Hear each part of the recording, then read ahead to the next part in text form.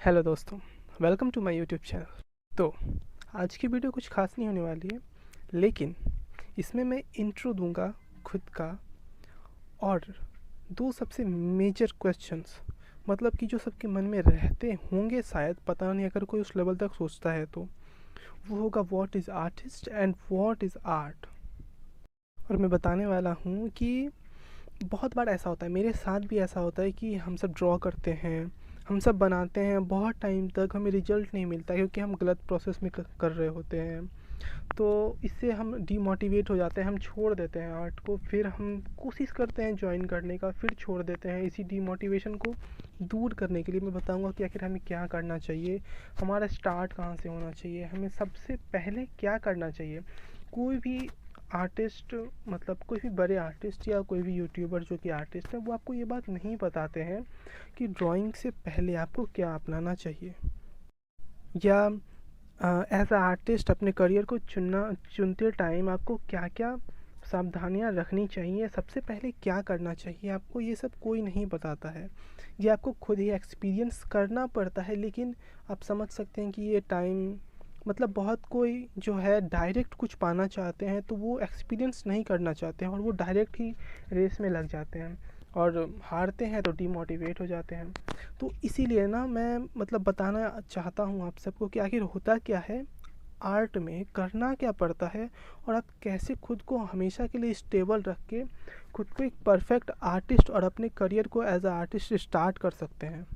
और ये ना इंट्रो वीडियो है, और आप देख सकते हैं जो वीडियो चल रहा है, जो वीडियो चल रहा है वो मैंने ड्रॉ किया है, मतलब मैं ड्रॉ कर रहा था तो मैंने सोचा क्यों ना इसी को डाल दूँ।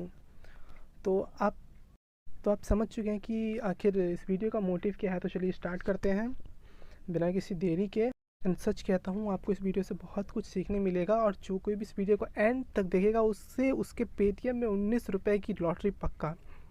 तो इन सभी बातों को सीरियसली ना लेते हुए चलो स्टार्ट करते हैं आगे का प्रोसेस। देखो भाई, सबसे पहले जानना होता है व्हाट इज़ आर्ट।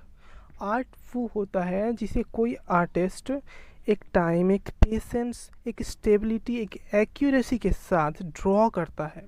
अब ड्रॉ करने वाली चीज़ जो है, चाहे गिलहरी की टट्टी क्यों ना हो, मतलब टट्टी तो ड्रॉ नहीं कर सकते, मतलब उसे देख के तो ड्रॉ कर सकते हैं ना। तो वो जो देख कर ड्रॉ की गई चीज़ है, जिसमें एक आर्टिस्ट की फीलिंग है, आप उसे आर्ट कह सकते हैं। और ये आर्ट कई तरह की होती है, आप किसी भी आर्ट को देखकर जज नहीं कर सकते इस तरह के कि हाँ ये क्या, ये आर्ट हुई, आप ऐसा नहीं कह सकते। एंड आपको ये भी समझना होगा कि आसान नहीं होता है कुछ भी करना, कुछ भी अचीव करना। आपको प्रैक्टिस करना होगा, आपको टाइम देना होगा, आपको एक्यूरेसी बनाए रखनी होगी। आप जानते हैं ना कंटिन्यूटी कितनी ज़्यादा जो इम्पॉर्टेंट होती है किसी भी चीज़ के लिए। अगर आप उसमें परफेक्शन चाहते हैं तो चाहे वो यूट्यूब चैनल हो, कोई ड्राइंग हो, कोई सब्जेक्ट हो जिसमें आपको अच्छा परफॉर्म करना हो, तो उसके लिए कंटिन्यूटी, एक्यूरेसी बहुत ज़्यादा ज़रूरी होती है। समझ रहे हैं ना कि आर्ट क्या होती है। अब समझिए आर्टिस्ट क्या होता है। आर्टिस्ट वो होता है जो जो मैनी टाइप ऑफ थिंग्स को ऑब्ज़र्व करके उसे किसी पेज, कैनवास, वॉल या रॉक या लैंड फॉर्म, कहीं किसी भी जगह पर उसे ड्रॉ करे। लेकिन आर्टिस्ट के भी कुछ क्राइटेरियाज होते हैं कि मतलब किसे आर्टिस्ट कहा जाना चाहिए या कैसे आर्टिस्ट बना जाता है, वो मैं आपको बताता हूँ। सबसे पहले आपको सीखना होगा बैठना सीखिए। ये जो ड्राइंग मैंने बनाई है इसमें कम से कम मुझे 2 घंटे लगे हैं सिर्फ इसका ईयर को थोड़ा और डार्क टोन देने में। और आप समझ सकते हैं कि 2 घंटे मुझे लगातार बैठा रहना पड़ा ताकि मैं वीडियो भी रिकॉर्ड कर सकूं और इसे बना भी सकूं। आपको समझ आ रहा है। सबसे पहले आपको बैठा रहना होगा, खुद के वर्क के लिए मोटिवेटेड रहना होगा। आपको अपने वर्क की अहमियत समझनी होगी। और डायरेक्ट कोई अच्छा नहीं बन जाता है, बहुत छोटे छोटे पार्ट पर बहुत ज़्यादा प्रैक्टिस करने के बाद ही कोई इस लेवल पर आ सकता है कि वो रियलिज्म को अचीव कर सके। आप बैठने के लिए कुछ भी कर सकते हो। पता है कि स्टार्टिंग में ड्राइंग तो होगी नहीं अच्छे से, तो बैठकर ड्राइंग भी तो नहीं कर पाओगे क्योंकि स्टार्टिंग में आपको आदत होगी नहीं। तो इसलिए स्टार्टिंग में आप बैठना सीखो, कैसे राइटिंग करो, कुछ पेजेस लिखो, राइटिंग करो या फिर रीडिंग करो। बैठकर कम से कम 2 घंटे बैठने का ट्राई करो।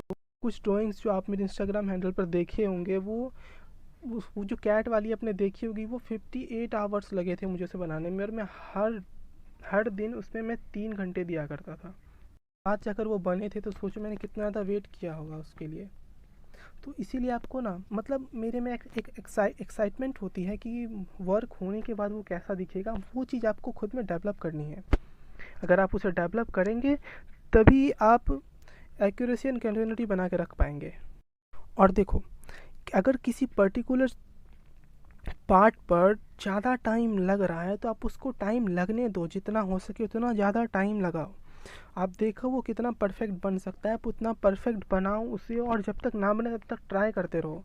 और बनने के बाद आप देखो कि क्या वो मतलब मैच कर रहा है, क्या वो 50%, 30% या कम से कम 25% भी मैच कर रहा है।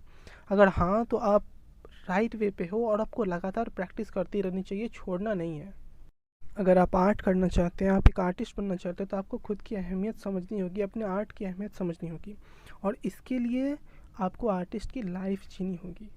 आपको खुद में आर्टिस्ट को फील करना होगा, उसके बाद ही आप कुछ अच्छा ड्रॉ कर सकते हैं। क्योंकि सच बताऊं तो बहुत ज़्यादा पेशेंस लगता है, बहुत ज़्यादा पेशेंस, बहुत ज़्यादा स्टेबिलिटी, अपने आर्ट को लेके एक डिज़ायर। टाइम बहुत तरह की डिफ़िकल्टीज आएंगी, लेकिन आपको आर्ट करते समय उसमें उसे फेस करना ही होगा, और उस पर मतलब चढ़ाई करनी ही होगी। क्योंकि बहुत लोग ऐसा क्या करते हैं, उनको नहीं आ रहा होता तो वो छोड़ देते हैं, या किसी भी तरह जैसा उनको समझ में आ रहा है करके छोड़ देते हैं, लेकिन ऐसा नहीं करना है। ये 2 बात जो है वो आप अपने में उतार लो कि आपको ऐसा करना है। नेक्स्ट वीडियो आर्ट मटेरियल्स पर लेकर आऊँगा। मैं उसमें बताऊँगा कि कौन कौन से पेंसिल्स, क्या चीज़ आपको यूज़ करना चाहिए अपने आर्ट के लिए, और आपको उसमें सजेस्ट करूँगा कि आप इस तरह से ऐसे करो ताकि आप सही से अपना वर्क कर सको। दोस्तों, आर्टिस्ट की जय हो।